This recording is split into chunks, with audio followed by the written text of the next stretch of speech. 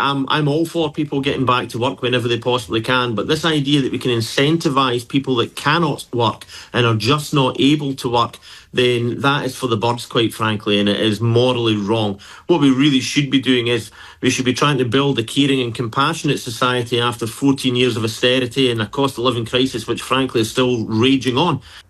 I think that the leadership do just expect us to fall in line and be on board with this, but that's not the reason why I joined the Labour Party. It's not why I became a Labour councillor, and it's certainly not why I became a Labour MP. I don't want to impoverish constituents and across the country. That's not what we're in government for.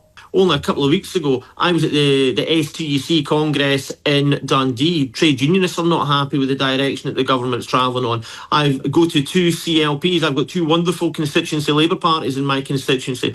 The grassroots membership are not happy. I would also say, as well as at Scottish Labour Party conference in February, the rank and file grassroots membership, the campaigners, the activists, the heart and soul of the Labour Party, they don't want austerity.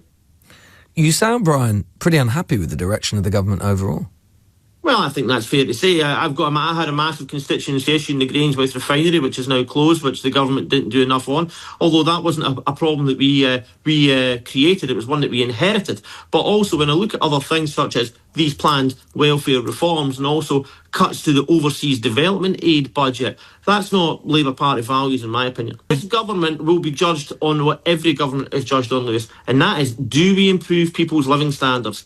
That's how we get a second term, and that's how we change this country for the better. So do you think that these welfare reforms look more like Tory policy than Labour?